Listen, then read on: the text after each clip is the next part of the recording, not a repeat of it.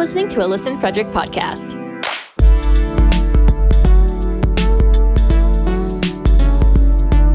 Local podcasts, live radio. It's Listen Frederick.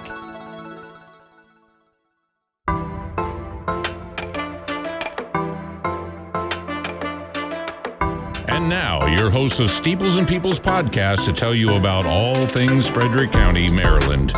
Here's Mark and Terry Meriday.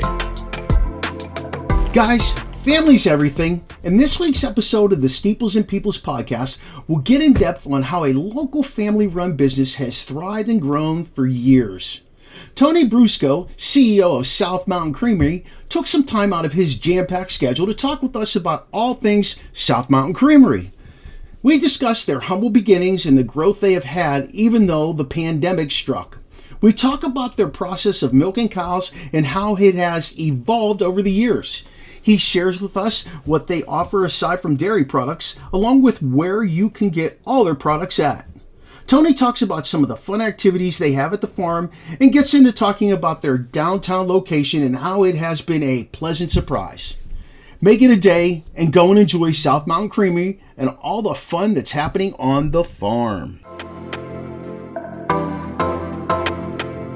Welcome everyone to this episode of the Steeples and Peoples podcast. It was music to our ears when we got an email back from this business that we're at today. It was utterly exciting. Terry, I don't want to get into too many clues here. Can you tell them where we are today? Today we are at South Mountain Creamery out in Middletown. Yay. Very excited to be on the farm here, and we're here with Tony Brusco, the CEO. We got the top dog here today. Tony, welcome. Thank you. Thanks for making the time to join us. Happy to be here. Got to be some rich history to this land. Can you tell us a little about the creamery itself, or the land and the family and all that good stuff? Sure. Our farm family actually goes back about 40 years. So my in-laws started the farm back in the early 80s. Where the South Mountain Creamery is located is actually what we all refer to as our home place, because this is kind of where everything got started. Mm-hmm. They started farming here with about 100 cows as a traditional dairy farm. So they milked cows, they did crops, they basically did whatever they could to stay alive. They at one point would add cows if they could, or add land if they could. At one point they started adding chickens, but they basically operate as a traditional farm. Unfortunately then, and still really challenging today, it's hard to be in business that way, as a dairy farmer today. So in the, I guess you could say, the late 90s, we kind of had this idea of basically going direct with our milk in order to get a little bit more control over our milk price, so that way we can kind of really budget ourselves. So our ambition at that moment wasn't to be a big dairy, it was just really to make enough money that we can continue to function as a farm. How do we support this farm? So at the same time, there was a company out of Israel that was selling these mini dairy production packages, and they were trying to come to the U.S. market. So we were one of 5 different locations that were selected to install this package. Wow. So this package allowed us to pasteurize our milk. It allowed us to make cheeses and yogurts and different things like that. And it was kind of our introduction to grade A milk processing. And so in 2001 is the year that we got started, and that was our original package. So to give you a comparison on volume, at the time when we got started, it took us an hour to process, say 100 gallons of milk.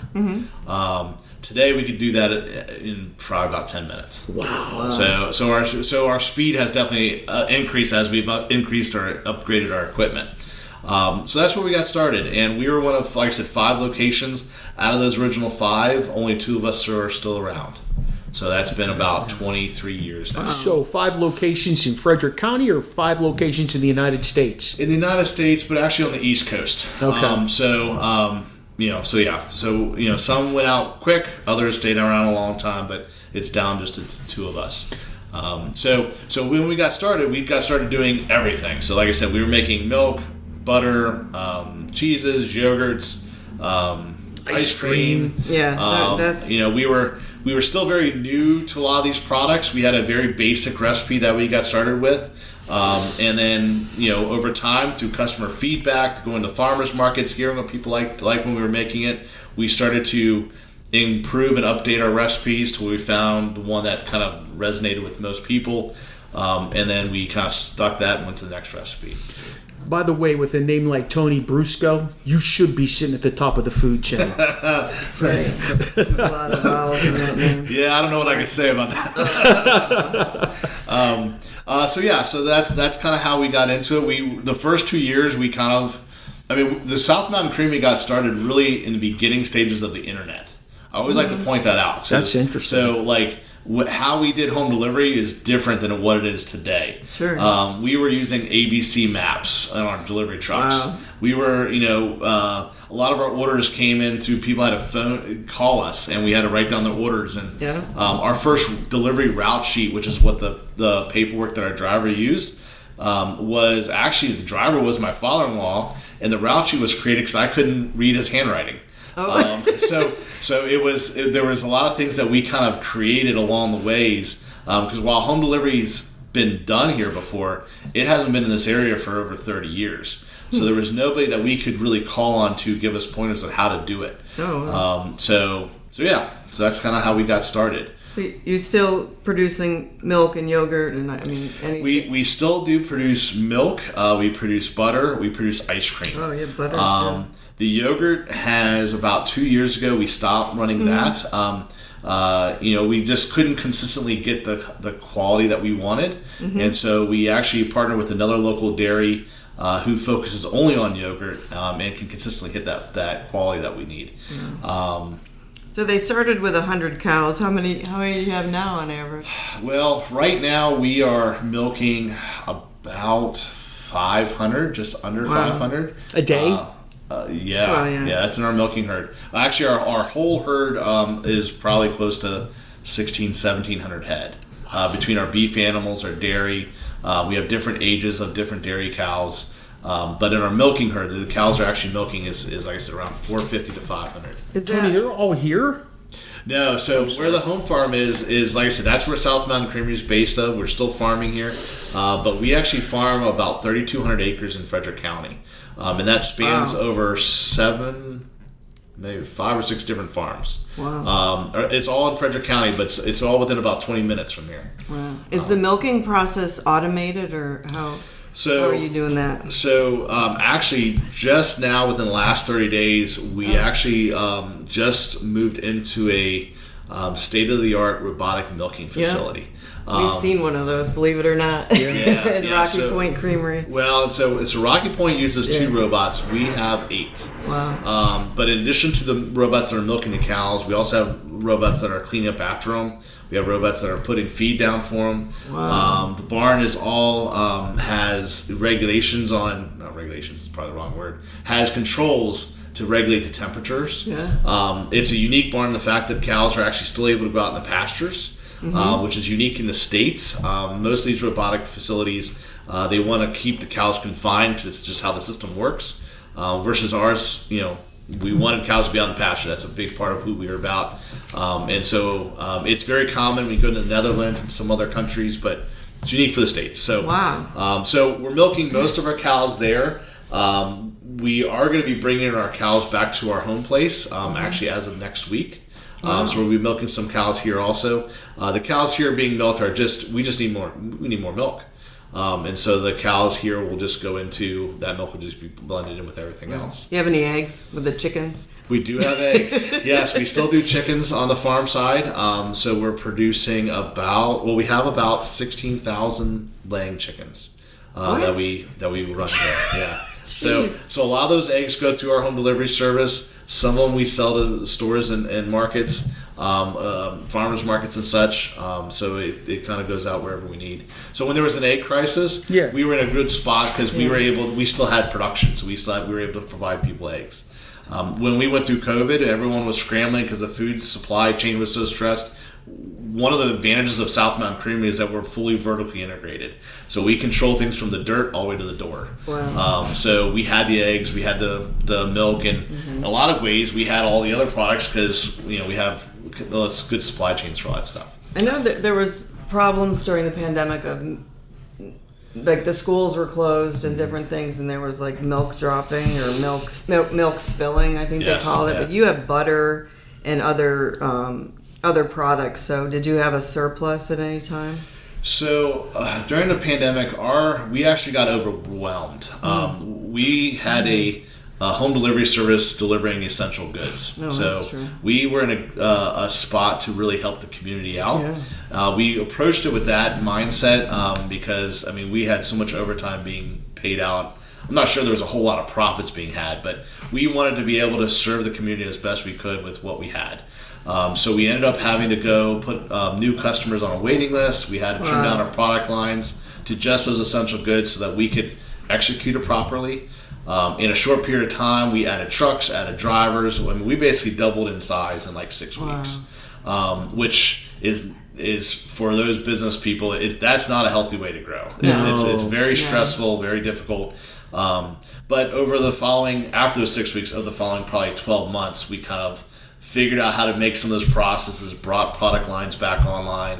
And honestly, even as of beginning of this year, we were still finding places that we haven't quite put all the products back where we wanted it to. Wow. Interesting. But it was growing pains. But like I said, I think we were able to help out a lot of people through that. And fortunately for us, a lot of people had a chance to try our products and had stayed on past all the craziness of that. You get the gold star for that. Yeah. Yeah, I mean, that was We really were helping the community. Yeah, it was a lot of work. But yeah, I mean, it was an opportunity for us to get our products so people can try them, and we felt that as soon as you could try them, you'll stay. Yeah. You know? So where all can we get the product at? Like, I know we can do store and... So we're the area's largest local food focused home delivery service by far. So we have a 70-mile radius. We go as far south as Springfield, Virginia. We cover all of DC, all of Baltimore, all 270 and 70. We go as far east as Annapolis or even Wilmington, Delaware. Wow. We're a little bit on the eastern shore. We go out to West Virginia, and so we're kind of spanned everywhere. And in addition to our home delivery service, which right now serves about 8,000 homes every week, we also are in retail stores like Harris Teeter's or Mom's or Common Market in Frederick. We're in retail stores from basically Connecticut down to Virginia. Wow. So the milkman, is he all white with the white hat on, driving the truck? It sounds cool, but I don't know if you've ever worn all white. It's not good working. It's not pretty for work. Well, at least if you spill anything, it's the same color, right? That's fair, but if it's me, I wouldn't stay white very often. How many gallons? I don't know how you. How many gallons of milk are you creating in a week, in a day, just on average? I mean, that can be a hard number. So something to know, just for those that aren't in the dairy industry. So most on the farm side, you actually you look at milk in pounds rather than gallons. Okay. Mm-hmm. And then once it reaches the dairy, typically they start talking about gallons. Because we're on the farm side, we just refer to milk in pounds all the way to the bottles. Wow. At that point we started looking at that. So yeah, I don't even know. I have to get my calculator and do some math here, but it's a lot. So I'm curious, why do you do it that way? It's just the way it's been considered. I don't know if there's logic behind it, other than the fact that when you load a milk truck, like a tanker, to go to the dairy, that's a factor in the DOT rules. Yeah. But yeah, I don't know if there's, like, when we write our recipes, everything's about pounds of milk. Oh, wow. Okay. So yeah. Interesting. Tours for groups. What kind of things do those tours do when they come in? So we have a lot of tours that come through here. The tours originate from homeschool groups. We have schools that come out here, both inner city and Frederick County schools. Sometimes there's small mom groups. So they originate from a lot of different places. So the tour includes just having a tour guide walk you around, talk to you about how cows are milked. You usually will go up towards where the barns are, and you can see kind of where cows sleep and what they eat, and talk about the baby calves, how the maternity ward works, and how the calf barn works, and just overall just a general agricultural education. And we hope that we're also available for kids and parents alone together to ask questions about just where your food comes from. I mean, that's kind of the point of that. Good And then part of the tour also includes an ice cream cone. She can't. I was going to say, does it end with an ice cream cone? I hope. So field trips were really limited, and Yes. during COVID. So is that kind of back in full force? Do you feel like people That's are back coming in out full now? force. We actually got to a point where I limited the public coming out to the farm because you were hearing these stories about manufacturing plants being shut down. And again, I felt that we were providing an essential item to the community, and I didn't want to risk exposing my team to a potential problem. But yeah, we're fully open to the public again. We're doing tours. This year has probably been the most tours we've seen before. So yeah. Well, it's a fun thing, and like you're learning about, you're not just learning about the cows. That's really cool. So here on the farm, another thing you have is a country store, Karen's Country Store. We can come right in and buy. What you have the butter and the. So it's just it is a on the farm country store is the best way to describe it. It's not very big. It's our original store. It's where we got started from. Actually, back in the very beginning, that store was split in half. Half of it was our little office for our home delivery, and the other half was our retail store. But you can come in and get a mix of all the products that we produce ourselves, a selection of meats, ice cream, of course. There's some dry goods and breads and things like that in there. We are hoping that at some point in our future that we'll be able to build a larger store here. That's kind of on the hope list, on the agenda list, hopefully in the next few years. Who's Karen? Karen is actually my mother-in-law. Nice. Okay. So the store was named after her. I mean, we want to give her a shout out there, That's don't right. You do have another location. It's right next to Frederick Social in downtown Frederick. I know. So it's an ice cream shop, and Yes. you've recently added. So Pizza. that location has been a love-hate relationship with me. Restaurants are tough. Everyone knows that. So that was originally Hometown Harvest Kitchen, and that was Hometown Harvest was a mix of different concepts, but the last one being it was a farm to fork restaurant. That was shut down as a result of COVID. So when we opened back up, we had always struggled there. We opened back up. Initially, it was just an ice cream shop because we're like, that's what people know us for. Let's focus on what we're known for.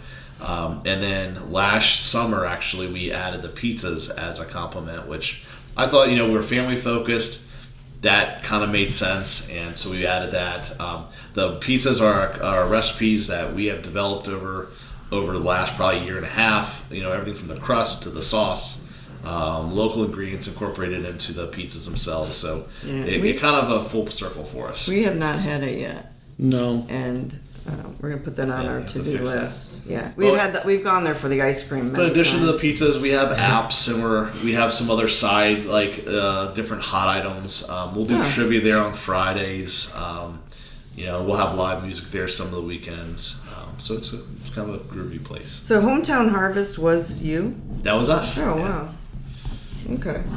Tell us about, you have another entity here, Trickling Springs Organic. Yeah, so during the pandemic, we got pretty early into it. We got to a point where so let me take back.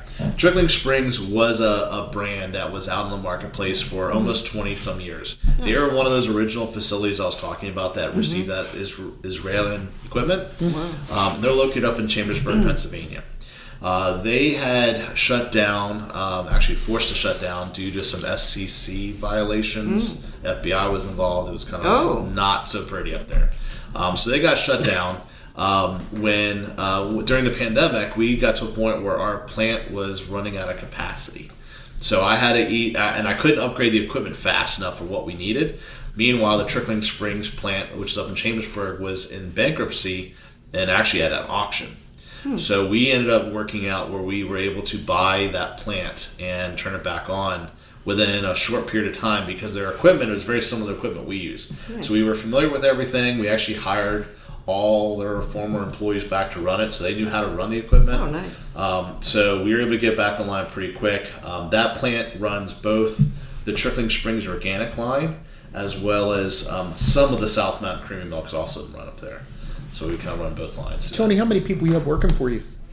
So all in, we have about 160 people that work Between here, Trickling Springs, the deliverers. the deliverers, the farm, through the whole operation. Very nice. That's a nice staff. Yeah, so if you look at the two plants we run, so our Middletown plant focuses on our home delivery side. Our Chambersburg plant is really where our wholesale division's out of. We know you like to do things out here at the home area, your home farm. Talk about some of those events that you like to have. Yeah, so, one of the big ones that we're known for is our Spring Festival. We've done that really since day one. Our Spring Festival actually is the anniversary of our grand opening. Oh, wow. That's where it got started. And in those first few years, we were struggling like any small mom and pop home delivery or mom and pop business. And so the festivals, we had a spring festival and a fall festival then, and they mirrored when we needed to buy our glass bottles. So we had to buy the bottles. We had a bunch of cash we had to come together to buy the bottles. So that's where this festival's kind of came about. Our spring festival has been going on. Our fall festival ended up going away. But our spring festival, we do hay rides and bring out some vendors and have some good food, and it's just kind of a good family day. It's free. The only thing people pay for is the food. And then most recently last year we started doing pumpkins and a corn maze out here, which was kind of fun. And then of course we tried out a corn crawl, which is partnering with some of the breweries and distilleries in town. Last year that was kind of fun. So this year we learned some things. We had we'll just say some opportunities to do better from last year, and so this year we're doing better. And so it's that event is again, people come out and sample and buy some adult beverages, as well as we'll have food and bonfire and live music. When is that event? So the corn crawl is going to be October 14th. Okay. It runs from 3 p.m. to 10 p.m. And it's an adult-only event. Do you pay for it? Yep. Tickets? There is a ticket. So we'll have a limited number of admissions, and that way we can kind of help control. Monitor. We don't get overwhelmed. That sounds like a lot of fun, though. Yeah. It was a good time last year. And like I said, I mean, little things that nobody else notices, I noticed. Like I want to put up some lights in our parking lot to make sure that's a little safer for people to go back to the cars. Right. Not that it's unsafe out here, but I'd much rather people walk when there's lights and then there's make not some lights. improvements every year. Yeah, Do you have sunflowers out here? So last year we did. This year's been a drought year. Yeah, so we do have sunflowers planted. I had hoped to see them at the end of August. I'm still hopeful of that, but I think it may be a little bit later. I'm waiting to see. That's one thing with farming is sometimes the weather is your boss, and you can make all the plans you want, but the weather ultimately dictates things. So if it goes late enough, we may end up having a buy one get one kind of deal where you come out and get a corn maze and a sunflower at the same time. Excellent. So we'll see if that comes to be. Right now, the sunflowers are planted. I'm just waiting to see when they start blooming. And you have a pumpkin patch, right? We do have pumpkins. Yeah. Come get our pumpkins. That's pretty interesting. Yep. And this year I planted some different varieties versus the standard jack-o'-lantern. Last year we just did jack-o'-lanterns. This year we did some different varieties. So we'll see how that turns out. I don't know. I'm a fall kind of guy, so we'll go to every. I love that. We go to every. Yeah. So tell us about your corn maze this year. So this year is the year of the dragon for us. So we have an ice cream that was named after a mythical beast called the Snallygaster. And so this year we've done a lot of things with that mindset. So we started out the year, we made like an old-fashioned movie poster about the rise of the Snallygaster. At Fire and Ice downtown, we had a ice sculpture outside our downtown location, which was a dragon. I wanted it to smoke, but that didn't apparently come to be. At our spring festival, we had the Snallygaster in the posters and some of the T-shirts we had, and at our corn crawl for sure. But at our corn maze is a Snallygaster theme, so that's what the picture is in the maze. Nice. So yeah, we're pretty excited about it. How do you decide each year what you're going to have your theme be for the year? I don't know yet. Is this the second? This is the second one. Yeah. So last year was kind of South Mountain Creamery, so we had that theme. We're involved in we go in a lot of different directions here. We're also involved in a lot of sports stadiums, and so we had been kicking around some ideas of mirroring some of those stadiums and sports in our corn maze, whether that be in like the Washington Nationals or the Orioles, whatever. So we may do something like that in the future, but honestly, every year I'm still trying to figure. Or the last 2 years, I'm trying to figure it out. Yeah. So this year was the year of the dragon. Next year, we'll see. Who knows? Yeah, That's I kind of figured that out in January and February for the corn maze for the following year. So it's that far out. And people start thinking, "Oh, that's a long time." No, it's not a long time away. I've actually been, about a month ago, I ordered our Christmas hams. Oh, Yeah, that makes sense to me. I mean, I've already had conversations about turkeys with our turkey farmer about turkeys for Thanksgiving. Some of our stores that we supply milk to, we're already having conversations about Easter. So yeah, a lot of things are planned way in advance. See, the Mara Days would do good here because we're planning summer 2024 right now. Yeah, literally, we're thinking always about. ahead. Nice. And some people think like a day in advance, and we're like booking an August vacation. You know what I That's mean? great. Like, That's awesome. We have a couple of children who we're think like that. And we're planners, like, yeah. I don't know where you came from. That's no, they're nice. learning. It has to go in the calendar. I actually family run these calendar. trips out of my school, and I'm already started for 2025. 2025. Really? Yeah. Nice. So We're going to I mean, Ireland just- 2025.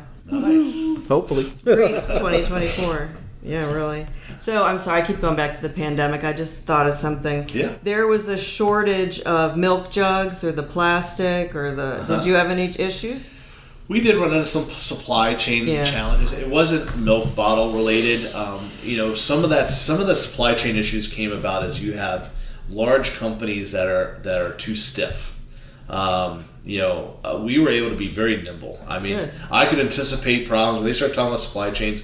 We started buying up stuff. Like at one point, there was a concern over sanitizer that we were going to all run out of sanitizer. Well, we use it in our equipment.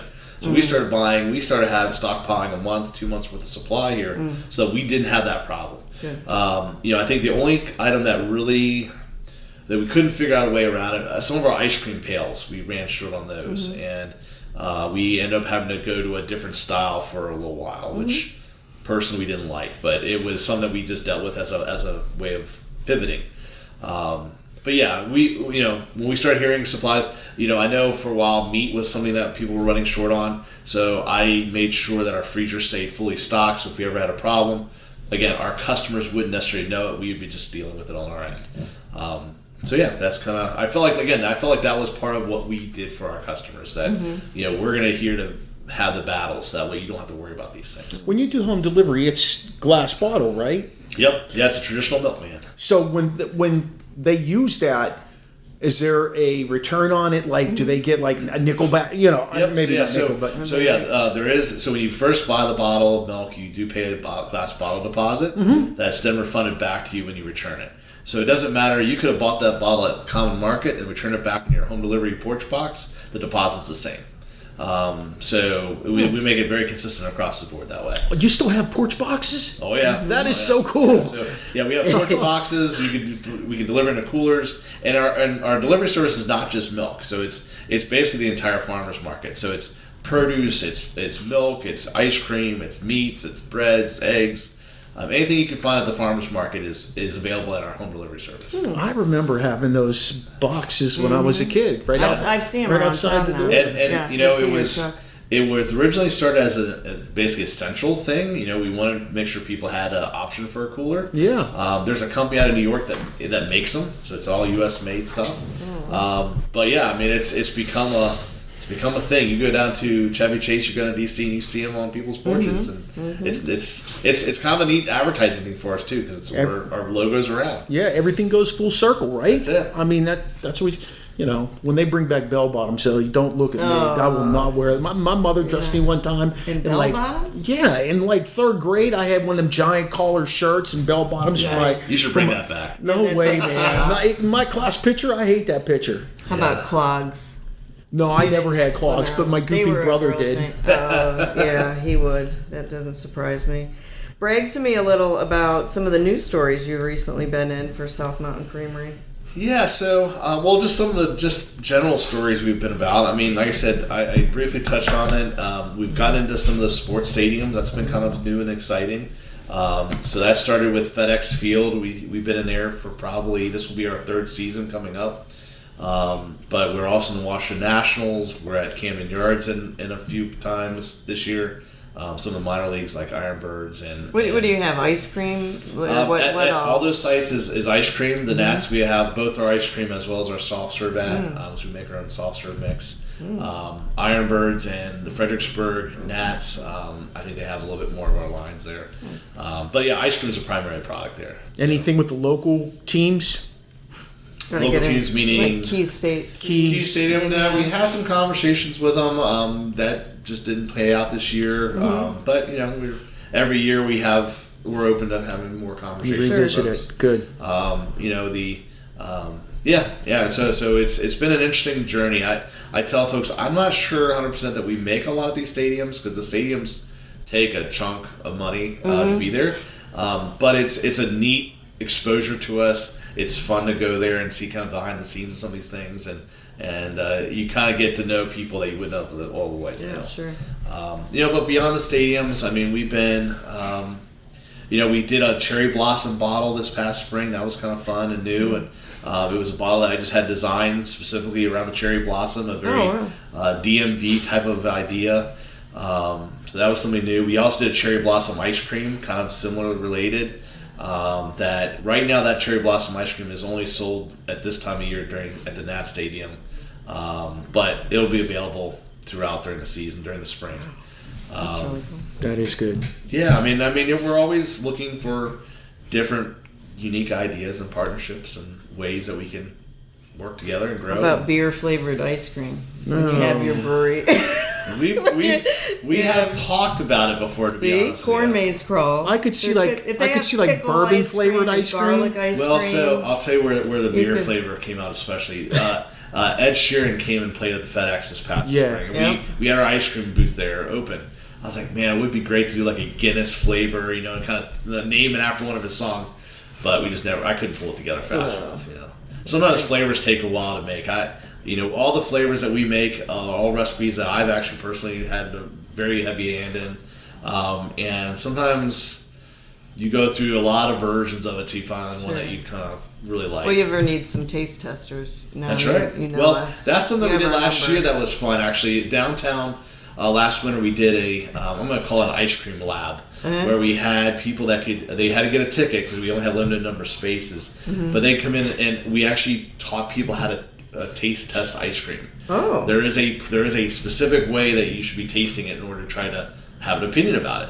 And so we did. So that was a fun event. We're going to be doing that again this winter. I don't have any details on that yet. We'll look for that. Hey, Tony, have you ever been, I don't want to name the company, but have you ever been to the Experience that's in Pennsylvania that's ice cream based? Yes, I have heard and have been there before. Yeah. See, we make our own, but we didn't learn. We've been there a few times. Yeah. We didn't learn how to taste because we were kind of just making we just kind of threw all kind of stuff and we learned that more flavor isn't better. You put a couple drops of vanilla or it depends on how it's being made. So that's actually what started the whole process. So we're getting ready to upgrade our ice cream equipment to a different way of making ice cream. And in preparation for that, we started to rewrite a lot of our recipes. And in doing that, some of our people that work here said, people will probably be interested in understanding how this process works. Yeah, and definitely. So that's when we kind of let's put together some sort of, and it was just one day. I was like, let's just see if people would be interested in it, and it sold out within an hour. So okay, well I guess we'll do it again. So we did this about 4 times over the winter time, and so again, I think it was a fun event. I think it's education too. And we didn't just talk about tasting. It was like, let's talk about how ice cream's made in a commercial and at home setting, and go into some of the science behind it, the different styles of ice cream, and I'm not going to challenge you, but I started making some ice cream this summer myself. We had I think my brother-in-law got us a machine. Don't worry, he's not putting you quite some time ago, and I just started messing around with it a little bit. I made a chocolate covered strawberry. Strawberry. I liked it. The vanilla's good. Whatever. Yeah, it was, Yeah. All right.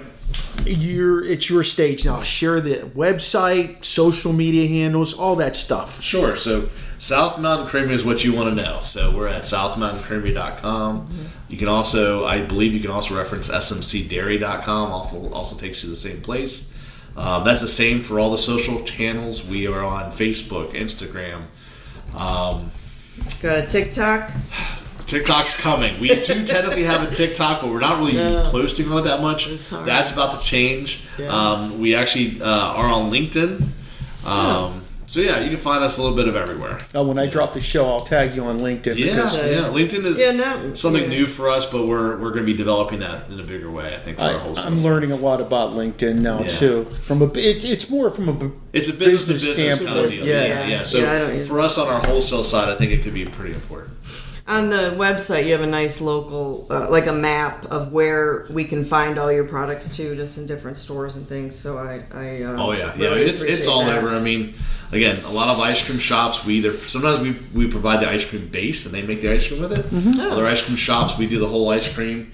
Some of the retail shops. I mean, it's just like I said, we're just all over the place. Nice. Well, finding out about some of these events and the taste testing and everything, you may get sick of us because. We'll be here more. Yeah. But I don't think people know that there are this many options to come that's kind of the interesting challenge that I find with South Mountain Creamery is that we tend to people don't realize all that we're involved in. Yeah. We do a lot of stuff. Again, everything from the farm all the way through the final product. Some of that's intentional. I mean, we don't want to come off like we're a big company. We're still family. It's the same family that started it. Is still running it. I'm part of the second generation. My in-laws have now retired. My kids, my nephews and nieces are involved in the operation in different places. You go to downtown right now, you might see my son or my daughter. You go to on the farm side, my nephew and nieces tend to follow that side of the operation, but. Yeah, I mean, it's still very much a family operation. And you know what? We're finding that a lot with a lot of people that we talk to in our podcast. And again, I've said this 1,000 times, but I haven't said it in recent episodes. There are so many things that make Frederick County special. How everybody works together, but how it stays within the family and they keep it going. You hear about so many people in other places selling their property because they don't want to deal with it, whatnot. But everybody takes pride in what's been developed. To see several generations in quite a few places that we've been. Oh, did we mention the calf feeding? We should. That's what I remember most about coming here. Yeah, we've done calf feeding again. That's been one of those things that initially calf feeding started as a way, honestly, that people were getting exposure to the farm life, and it was giving us a hand with feeding calves. Mm-hmm. It turned into a beast at one point where it was getting crazy. So after COVID, we do have a reservation system now that people will reserve their calf bottle in advance. That helps us to just control the madness. And there's a small fee with the calf feeding. I think it's like $7. Mm-hmm. But then money's all reinvested, like in a new playground and some other upgrades we're doing here for the public. So it's kind of it's a full circle kind of thing. Great. Excellent. Well, thank you, Tony. I think I said wow about 15 times because every time you said something, it was like, wow, I didn't know that. And we're glad to spread the word. Real pleasure meeting you and sitting down and talking with you. Thank you, Tony. Absolutely. Thanks for coming out and learning something. Hope you guys enjoyed listening to Tony talk as much as we enjoyed talking with Tony. Hey, the website for South Mountain Creamery is southmountaincreamery.com, and you can also find a specific website for their ice cream store on the canal, southmountain-creamery.com/stores/the-ice-cream-shop-pizza. The address for South Mountain Creamery is 8305 Boulevard Road in Middletown, and the phone number 844-762-6455. And the location downtown is 50 Citizens Way, Suite 1, and their phone number is 301-383-8790. The hours of operation for the downtown location is Wednesday through Sunday, 12 to 9. You can email South Mountain Creamery at customerservice@smcdairy.com. You can find them on Facebook at SMC Ice Cream Shop. You can find them on Instagram at SMC Dairy and SMC Downtown. The dairy also, the creamery is also on Facebook at SMC Dairy, and they are on Twitter at SMC Dairy. Follow and connect with us here on the Steeples and Peoples podcast by checking out our website, steeplesandpeoples.com. We've got everything up on there, from merch to every episode to pictures of things that we've done, people we've talked to. Like our Facebook page at Steeples & Peoples. Join our conversation on Twitter and Snapchat. Those are Steeples Peoples. You can also follow us on Instagram, watch our TikToks, and view our episodes. We are putting more and more episodes up of our shows. All of those, the episodes are on YouTube. All of those are Steeples and Peoples. Feel free to reach out to us and let us know if you have any comments, questions, suggestions. If you want us to talk to you about a potential event in the future, by emailing us at steeplesandpeoples@gmail.com. Thanks to Steve Medley for doing our voice intro and outro. Don't forget to like, subscribe, and follow us to find out what's going on in all things Frederick County, Maryland. And join our Facebook group to enter our weekly giveaways at Steeples and Peoples.